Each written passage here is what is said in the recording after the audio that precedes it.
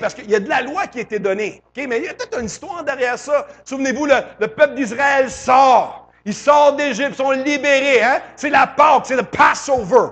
Là, ils rentrent dans le désert. Là, qu'est-ce qui arrive? Ils vont sur la montagne, puis ainsi de suite, concours de circonstances. Moïse est sur la montagne. Hein? Il est sur la montagne, puis la loi est donnée. Mais il y a quelque chose qui se passe cette journée-là.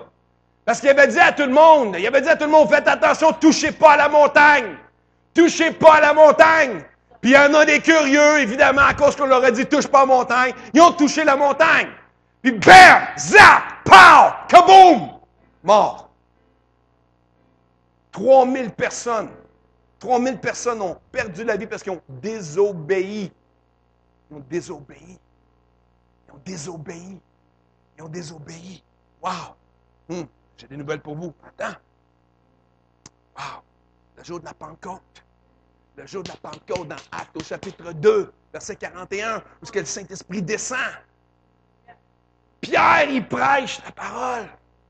Pour la première fois, la première prédication, le premier mouvement, la première conférence chrétienne. Pierre prêche la parole. Et 3000 âmes sont sauvées. Voyez-vous un petit clin d'œil? Moi, je vois un petit clin d'œil. Puis si c'est pas un petit clin d'œil, mais c'est un très gros clin d'œil. C'est drôle parce que la Pentecôte, c'est la célébration de la loi. Okay? La loi qui a été donnée le jour de la Pentecôte. Puis quelques 1000 années plus tard, on reçoit encore, dans la célébration de la Pentecôte, le Saint-Esprit qui descend. La loi qui a été enlevée, si on veut dire ainsi, OK?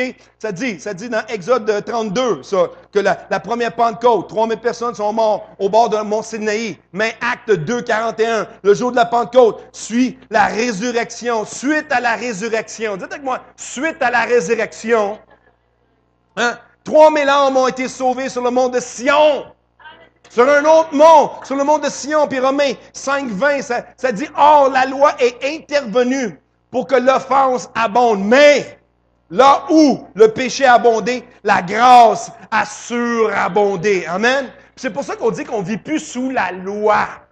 C'est pas qu'on a aboli la loi, c'est que la loi, elle est accomplie.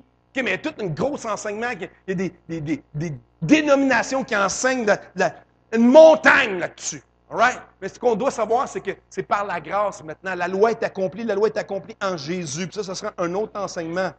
Mais nous avons le privilège. Amen? Wow! Dans la célébration de la première Pentecôte, les gens ont été liés par la loi. Et dans le Nouveau Testament, le jour de la Pentecôte, les gens ont été libérés. 3000 personnes ont été sauvées. Amen? Ça, c'est une célébration. Ça, c'est un clin d'œil. Puis c'est pas n'importe quel clin d'œil. Il faut voir, tu sais, je dis lire entre les lignes, voir les petites choses. Il y a des parallèles, il y a des situations qu'on peut appeler cocasses, mais c'est comme, c'est le Seigneur qui organise ça. Tu sais, quand on dit qu'il n'y a pas d'hasard, il n'y en a pas d'hasard. Tout est organisé, tout est prédestiné, tout est là. Tout est là, tout est fait. Le Seigneur lui attend. C'est juste là. Les gens étaient liés parce que la loi était impossible à accomplir dans leur propre force. Mais lorsque Jésus est mort, est ressuscité, est monté à l'ascension, il envoie le Saint-Esprit. Nous sommes libérés de la loi, car c'est le Saint-Esprit en nous qui accomplit les choses par la foi. Hein? Voyez-vous, il y a quelque chose de très important là. C'est que Jésus, il fait tout cet enseignement-là durant les 3 ans, et ainsi de suite, puis il fait toutes sortes de bonnes affaires, puis il essaie de leur montrer, mais il n'y avait pas encore tout à fait la puissance. Vous savez, Jésus était là, fait qu'il y avait une puissance par association qui était là. Tu sais, quand tu es proche de l'onction, il y a de l'onction qui coule sur toi, mais Jésus était juste un seul homme. Un seul homme qui était oint sur toute la terre. Right? Si on veut dire ça de cette façon-là, vous comprenez ce que je veux dire? C'est que Jésus était là, et il y avait des choses qui se passaient. Mais après ça, quand Jésus est mort, lorsqu'ils l'ont mis dans le tombeau, lorsqu'il est ressuscité, OK? Là, je vais vous faire remarquer quelque chose. Je trouve ça juste encore un drôle de clin d'œil. Nous avons le privilège d'avoir accès au Saint-Esprit, qui nous donne la puissance d'agir dans le nom de Jésus. Amen? Mais ce que je vous dis avant de passer là, c'est que lorsque Jésus est mort, mis au tombeau durant la Pâque, il est ressuscité, après ça, bon, la parole, elle dit que Jésus était avec eux autres pendant 40 jours. Okay, on fait un petit peu de mathématiques faciles, là, okay, juste simple. Là, je sais qu'il y a différentes idées là-dessus, là, mais l'idée, c'est que Il ressuscite, il est 40 jours avec eux autres. Moi, je fais plus 3 jours parce qu'il était 3 jours au tombeau, donc ça donne 43, n'est-ce pas?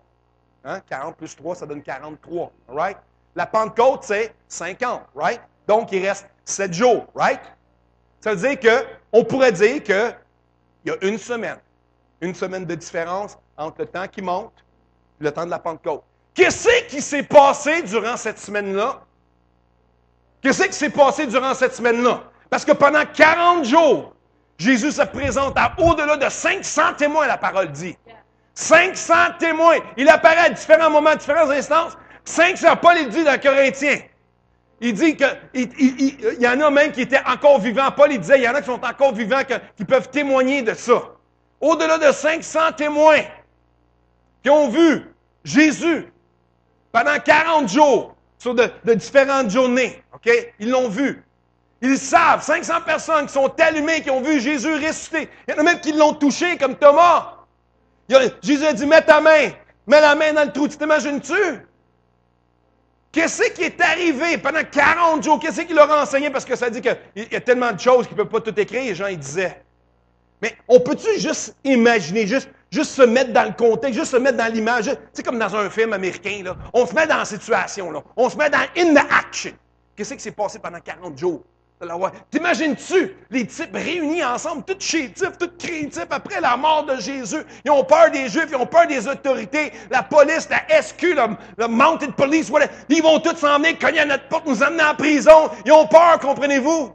Puis là, ils barrent la porte parce qu'ils ont peur. Ils ont peur, ils shake. Qu'est-ce qu'on va faire? Notre maître est parti. Ah, nos aspirations de grandeur et de royaume sont finies. Mais qu'est-ce qu'ils ont pensé lorsque tout d'un coup, Jésus apparaît dans la pièce? Ça veut dire qu'il a marché au travers de la porte, non? Il n'est plus régi par la loi de ce monde. Il n'est plus régi. Il a passé au travers. Il se trouve là devant ses disciples. Hein? Puis en plus de ça, Thomas n'était même pas là cette première journée-là. Il a manqué son coup. Ça, pourquoi? Parce qu'il n'était pas à l'église. Je l'ai déjà dit, mais je reviens là-dessus. Ça me revient à l'idée. Que les disciples étaient ensemble. La première fois qu'ils se présentent à eux, c'est le dimanche. Hein? Puis dans la tradition, c'est pour ça que ça a été changé pour le dimanche. C'est plus le samedi. Hein? Juste un petit clin d'œil comme ça, là. Hein? Thomas, il a manqué son coup. Oh, Jésus il est mort, ça vaut plus la peine d'aller à l'église. Hello, réveil.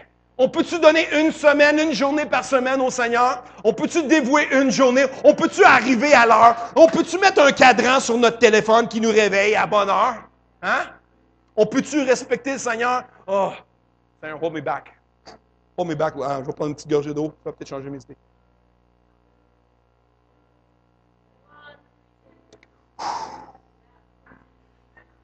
Un dimanche par semaine. Un dimanche par semaine, on peut-tu arriver au Seigneur et pas rater le bateau comme Thomas? C'est drôle, Thomas, il était à l'église la semaine d'après quand il a entendu ses amis dire « Hey, Jésus est venu! Jésus est à l'église, mais t'aurais dû voir ça! C'était écœurant, il a marché au travers de la porte, mais il est apparu comme... Je te le dis, la porte était barrée! J'ai manqué ça! Eh oui, t'as manqué ça! Tu sais, c'est plus la même chose quand tu ne vis pas dans le moment. Tu sais, tu peux te le faire dire, mais c'est pas pareil comme être là. Parce que tu ne sais jamais qu'est-ce qui va se passer à l'église. Tu ne sais jamais. Une fois que l'Esprit prend le contrôle, man, puis attention, man, ta tuque, man. Quand le Saint-Esprit rentre, comme dans les livres aux actes, le vent est pétueux. Attache ta tuque avec de la broche, ça va souffler. Faut pas manquer le dimanche. Manquons pas le dimanche. On peut-tu donner au moins une journée par semaine? Et puis être un petit peu zélé, peut-être aller dans un mingle une autre journée de la semaine, ou 2 jours par semaine. Hey, ça, c'est... Ouf! Ça, c'est long, ça. Come on, people. Come on. On a le privilège d'avoir accès au Saint-Esprit qui nous donne la puissance d'agir dans le nom de Jésus. Plusieurs autres dénominations ne mettent aucune emphase sur le Saint-Esprit. Il n'est même pas bienvenu. Jésus est mort crucifié le jour de la Pâque. L'histoire du 40 jours. Je trouvais ça drôle, vraiment. C'est comme, wow, une semaine.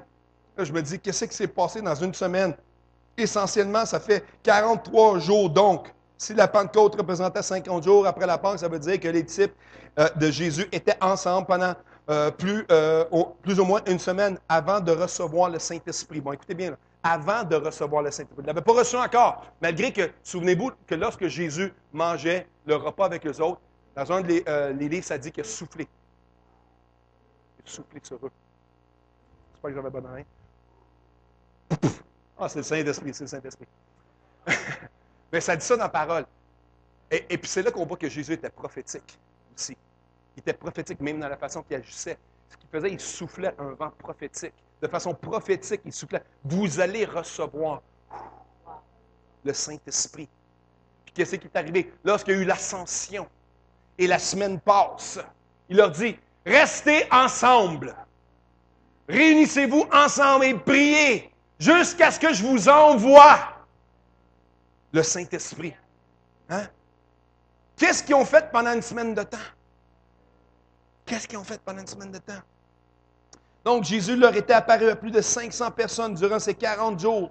Il leur avait dit d'attendre qu'il envoie le Saint-Esprit. Mais seulement 120 personnes étaient présentes dans la chambre haute. Que s'est-il passé pendant une semaine? Ne pouvait-il pas attendre une semaine? On s'entend-tu là qu'il n'y avait pas d'Internet, qu'il n'y avait pas de job, qu'il n'y avait pas de travail, comme on dit aujourd'hui? C'est pas comme... C'est pas comme, hey, il faut que je sois à job lundi, à 8 heures, il faut que je punch ma carte, je peux pas, Seigneur, être là. Je peux pas, je m'excuse, je ne sais pas ce qui va se passer pendant une semaine. Je vais manquer ça, mais en tout cas, il faut que j'aille travailler, punch ma carte, t'sais. On s'entend-tu que c'est un petit peu différent dans le temps, là? OK? On se laisse une latitude, on se laisse de l'espace pour respirer dans le texte, là. Moi, je pense que quand c'est Jésus, pas n'importe qui l'avait dit. Jésus, avant, dans l'assemblée, peut-être même pendant qu'il montait, oh, n'oubliez pas, hein? Restez ensemble jusqu'à temps que j'envoie le Saint-Esprit.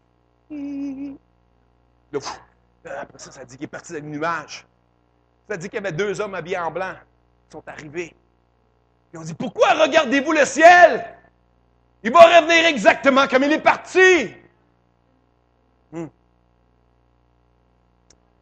Il dit, attendez. Là, je parlais avec ma femme, je dis, qu'est-ce qu'ils ont fait pendant une semaine? Il y en a que 120 d'entre eux, du moins, se sont retrouvés dans la chambre haute à prier. Bon, on s'entend-tu que 500 personnes n'auraient pas rentré dans la maison, là, je suis sûr, dans la chambre haute, là. All right? Peut-être qu'ils auraient pu se réunir alentour, je ne sais pas. Ou peut-être même, peu importe où ils étaient, comme peut-être des cellules. OK, on va attendre chacun dans nos maisons pendant une semaine de temps. Il va envoyer le Saint-Esprit. C'est vrai qu'il n'avait pas dit une semaine de temps, là. All right? Il dit attendez, mais probablement que lui, il le savait. Le Seigneur, il savait que, regarde, je vais le faire, on va les faire attendre juste une semaine, là, juste pour voir. Là. Mais ça coïncidait avec la Pentecôte. Ça coïncidait avec la récolte. Bon, check ça, check! La Pentecôte, c'est une célébration de la récolte. Le Seigneur, il a du timing. Le Seigneur, il a du timing. Il sait exactement quand agir. Il sait exactement quand ça va être le plus profitable de déposer quelque chose. Ça n'aurait pas valu la peine de... En tout cas, ça n'aurait pas valu la peine. Tu sais, ça n'aurait peut-être pas valu la peine de tout faire cette grande explosion-là avec seulement quelques habitants dans le village. Il fallait que ça se fasse durant une célébration. Il fallait qu'il y ait du peuple. Man. Il fallait qu'il y ait du monde pour voir ce qu'il allait se passer. Dieu fait ça en grandeur. En grandeur. Puis le Seigneur fait descendre son Saint-Esprit le jour de la Pentecôte. Et qu'est-ce qui s'est passé ce jour-là? Une récolte! Dites avec moi, une récolte! Pas de 1, 2, 3, 4 personnes, non! Une récolte de 3000 personnes lorsqu'ils ont entendu Pierre prêcher. Et pourtant, qu'est-ce qui s'est passé dans une semaine pour que Pierre le peureux, il shakeait, il était caché dans la cabane, la porte barrée. Il voulait s'enfuir. Il a renié Christ. Qu'est-ce qui s'est passé dans une semaine qui a osé se lever sur un banc de parc et prêcher à plus de 3000 personnes pour expliquer qu'est-ce qui venait de se passer dans la chambre haute? Parce que tout le monde entendait. Tout le monde entendait. Le vent impétueux, ça brassait à Jérusalem. Qu'est-ce qui est arrivé dans une semaine? Qu'est-ce qui est arrivé dans une semaine qu'un homme comme Pierre, qui voulait retourner à la pêche, il voulait laisser le Seigneur, était prêt à retourner à ses vieilles affaires, ses vieilles habitudes, sa vieille vie, sa zone de confort. Ah ben les boys, je peux vous donner une job, je l'ai prêché la dernière fois. J'ai une job pour ça, mon père a encore ses bateaux, on va aller travailler, comment? On va. Qu'est-ce qu'il a fait en une semaine? Qu'est-ce qui est arrivé dans une semaine? Qu'est-ce qui est arrivé dans une semaine? Une rencontre, un face-à-face, se fier à la parole de Dieu qui leur avait dit. Qu'est-ce qui est arrivé à Thomas? Dans une semaine, une fois qu'il a réalisé que c'était bien vrai cette affaire-là, une fois qu'il a mis les mains et les doigts dans le bord, le côté de Jésus, imaginez-vous la honte. Hein? En anglais, on dit « Doubting Thomas ». Mais laissez-moi vous dire, il ne porte plus ce titre-là. Cette valeur, on associe tout le temps « Doubting Thomas »,« Doubting Thomas ». Savez-vous que Thomas, il est mort martyr? Hein? La tradition veut qu'il est mort à quelque part en Asie, qu'il aurait évangélisé l'Asie, OK? Une partie d'Asie. Il est mort martyr. Il est mort martyr, il est mort. Pourtant, la semaine avant, ou durant ces 40 jours-là, avant qu'il voit Jésus, il était prêt à tout abandonner. Il n'a même pas été à l'église. Il ne s'est même pas réuni avec les boys, comme on dit. Ah, c'est le dimanche, moi je ne vois plus. Il n'y a rien là-dedans, il n'y a rien. Qu'est-ce qui a changé? C'est quoi? C'est quoi? On a besoin de ça. Ce je ne sais quoi, je le veux, parce que c'est ça qui a changé sa vie. Hein? 12 disciples ont changé le monde entier après une semaine d'attente. Ou pourrais-je dire, le 50 jours. OK, on va mettre le 50 jours. Parce que, tu sais, durant les 3 jours de deuil, il est mort, c'est fini. Il n'y aura plus ce royaume terrestre-là. Hein? La peur, la crainte, le doute. Combien on a vécu le doute, hein? On dirait que le doute veut toujours revenir, hein? Je suis honnête. Come on.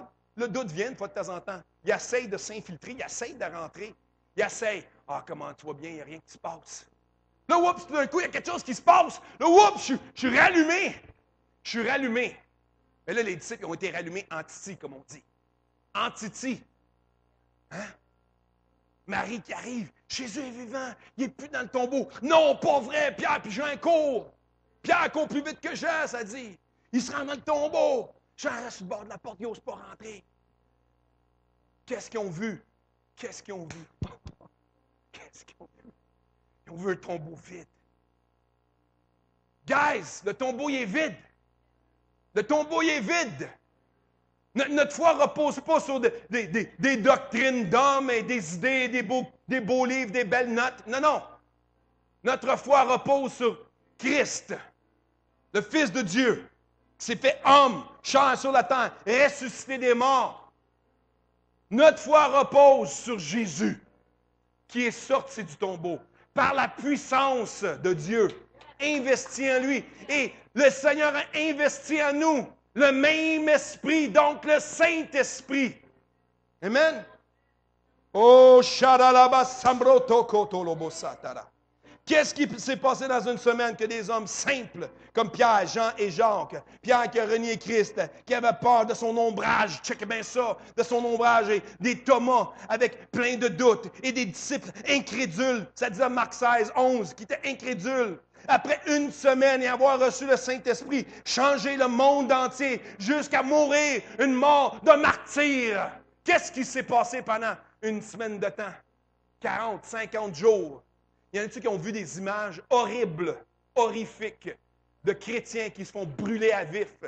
On entend parler des histoires, mais quand une fois de temps en temps, on regarde une vidéo et on voit quelqu'un qui a mis quelque chose de fou sur l'Internet, et on regarde ça. Combien ont vu des gens être lapidés? Hein? C'est horrible. La première fois que j'ai vu quelqu'un être lapidé, j'ai passé proche de vomir à mon ordinateur. C'était horrible. Horrible. Des chrétiens aujourd'hui, on n'entend pas parler de ça parce que ce n'est pas des bonnes nouvelles, ça ne fait pas des bonnes nouvelles. J'ai une nouvelle pour vous.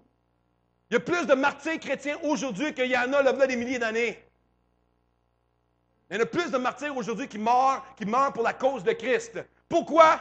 Parce qu'il y a quelque chose qui a changé dans une semaine. Qu'est-ce qui nous change? Qu'est-ce qui nous change? C'est la parole de Dieu qui nous change, qui s'est faite chair. La parole qui est devenue vie à nous par le Saint-Esprit. Le même esprit qui a ressuscité Christ d'entre les morts. C'est quoi nous anime? C'est quoi qui vous anime? C'est quoi qui vous anime? Votre chèque de paye? Moi, quand j'entends le monde dire ça, c'est dommage. C'est dommage, c'est dommage, c'est dommage. Seigneur, pardonne-nous. Pardonne-nous de mettre de l'emphase sur nos finances. On a besoin des finances. Le Seigneur le sait. Il pourvoit. Il est le grand pourvoyeur. Il est Jéhovah Jireh. C'est même un des titres dans son nom. Il pourvoit tes besoins. Inquiète-toi pas! T'inquiète pas pour tes affaires. T'inquiète pas! Cherche premièrement le royaume de Dieu. Oh, Jesus! Qu'est-ce qui est arrivé? Pierre qui avait peur de son ombrage. Mais après la diffusion du Saint-Esprit, le jour de la Pentecôte, où il a prêché à plus de 3000 personnes, et même un petit peu plus loin dans Actes, au chapitre 5, verset 15, ça dit que maintenant son ombrage guérissait les gens. Du gars qui avait peur de son ombrage, et maintenant son ombrage guérit. Wow! Come on! That's the Jesus I have. Ça veut-tu dire qu'il va faire la même chose avec moi? Je ne sais pas, mais je sais juste que Dieu va faire des plus grandes choses. Il va faire des choses qu'on n'aura jamais vues. Puis souvenez-vous que nous, on a tendance, et moi-même, je m'inclus là-dedans, on a tendance à regarder en arrière. Ah, tu te souviens-tu? Wow, on lit les livres. John G. Lake, wow, qui avait la tuberculose dans ses mains, et il a osé défier la médecine et dire, regardez avec votre microscope et vous allez voir que la tuberculose va mourir dans mes mains. Lorsque c'est une maladie contagieuse. Hein? Ah, la bubonic plague en français, c'est quoi? La plaie bubonique. Il dit, moi, j'ai pas peur de ça. Mais ça là-dedans. Puis là, le microscope, ils l'ont mis. C'est en train de mourir. Les microbes sont en train de mourir dans ses mains aux yeux des médecins de la science. C'est quoi ça? C'est la puissance vivifiante qui était en lui. Était plus fort que la mort. Oh, oh. Wow! Mais ça, c'est rien. Je regarde ça et je dis, wow, John, si vous voulez, un homme de Dieu extraordinaire canadien, de l'Ontario, John G. Lake. C'est un homme de miracles, de signes, de prodiges, de miracles. Il y avait des chambres de guérison qui appelaient. Puis il disait à ses disciples, quand les gens vont venir pour être guéris, tu ne sors pas de là tant qu'il n'est pas guéri. Des fois, ça prie à des heures, des fois, ça prie à des semaines de temps. Tu ne sors pas de la chambre tant que la personne n'est pas guérie. Oui, tu sais, il faut que j'aille le puncher à 8 heures lundi. Des fois, on manque le bateau, man. Puis on regarde en arrière, je regarde cet homme de Dieu-là, je regarde en arrière les femmes de Dieu extraordinaires. On dit, wow, c'était-tu beau, c'était-tu bon. Mais la parole dit que nous ferons des plus grandes choses. Je ferai des choses que vous n'avez jamais vues. Puis, vous savez, les dénominations, ils ont peur de ça. Les différentes dénominations ont peur. Qu'est-ce qui va arriver? Ça va-tu être tellement extrême qu'on ne pourra pas montrer ça sur la caméra? Qu'on ne pourra pas montrer ça, ça va être trop radical. Attachez vos trucs avec de la broche. Puis c'est là que, mais l'affaire qui est bon, c'est que la parole dit que le Saint-Esprit va nous donner le discernement. On va savoir, ça, c'est une ruse du diable, ça, qui essaie de rentrer dans l'Église, ça, ou est-ce que c'est l'Esprit de Dieu? N'ayez pas peur, les gens. N'ayez pas peur. On est entouré de bonnes personnes, on est entouré par des hommes et des femmes de Dieu, qu'on a des relations spirituelles avec le Père. Et je crois qu'on va avoir assez de discernement. Les vrais chrétiens, je crois qu'on va avoir assez de discernement pour reconnaître qu'est-ce qui est faux et qu'est-ce qui est vrai. Par le Saint-Esprit, mais seulement par le Saint-Esprit. C'est ceux qui enseignent contre ça qui vont être trompés. Ils vont être excités. Wow! Excités dans la chaise, c'est bon, t'as-tu vu ça? Là, peut-être que ça va être une ruse, parce qu'eux, ils n'auront pas le Saint-Esprit. Wow! Qu'est-ce qui est arrivé? Dans Actes, au chapitre 1, verset 18, ils ont été saturés de puissance. Et c'est pour cette raison que Pierre il a pu prêcher. Il a pu prêcher. Souvenez-vous, Pierre était l'homme qui se mettait là. Tu sais, il disait des bêtises. Ça dit en anglais, l'expression qui dit put his foot in his mouth. Okay? Don't put your foot in your mouth. Ça veut dire qu'il ne dit pas des bêtises. Pense avant de parler. Mais Pierre était le genre de gars qui parlait. Il tirait avant. Puis là, il regardait. OK, qu'est-ce que j'ai tiré? Non! Nous, les chrétiens, dans l'esprit, on doit regarder avant de tirer. Puis une fois que tu sais c'est quoi ta cible, là, tu tires. Mais pas à charrue avant les bœufs. Mais dans l'esprit, soyons là. Soyons là. Soyons là. Marc 16, versets 17 et 18. Voici les miracles qui accompagneront ceux qui auront cru à mon nom. Ils chasseront des démons. Ils parleront de nouvelles langues. Ils saisiront des serpents. S'ils boivent quelques breuvages mortels, il ne leur fera point de mal. Ils imposeront les mains aux malades et les malades seront guéris. Matthieu 28, vous connaissez, on le dit tout le temps, c'est la vision. C'est la fin de semaine du Grand Prix en fin de semaine. À quoi bon ça sert toute cette puissance si le bolide reste dans le garage? Hein? À quoi bon ça sert d'avoir le power under the hood, mais tu ne peux pas peser sur le gaz? Hein? Ou tu ne pèses pas sur le gaz. Hey, il est tellement beau, mon auto. Tellement beau. Hey, j'ai vu un moment donné, j'ai vu qu'il y avait un gars comme ça qui avait une Ferrari ou en tout cas un autosport là, super dispendieuse, il appelait ça la bulle. Et puis, ces millionnaires-là, qu'est-ce qu'ils font? C'est qu'ils rentrent l'auto dans une bulle, littéralement une bulle gonflée. Pour pas que rien, pour pas que de poussière, pour pas que les enfants, par exprès ou par accident, graffinent, en sortant en tondeuse, tu graffines ton auto qui vaut 2 millions. Là. Littéralement mis dans une bulle. Est-ce qu'on met le Saint-Esprit dans une bulle? God. Release it. Relâche ce que le Saint-Esprit a déposé en toi. Oh, hallelujah. Relâche. Release it, Lord. Release it in our lives, Lord God. Release that holy Pentecost fire in our lives this morning, Lord God. Not just for one day, pas juste pour un jour, Seigneur. Pas juste un jour, Seigneur. Nous vivons la Pentecôte à tous les jours.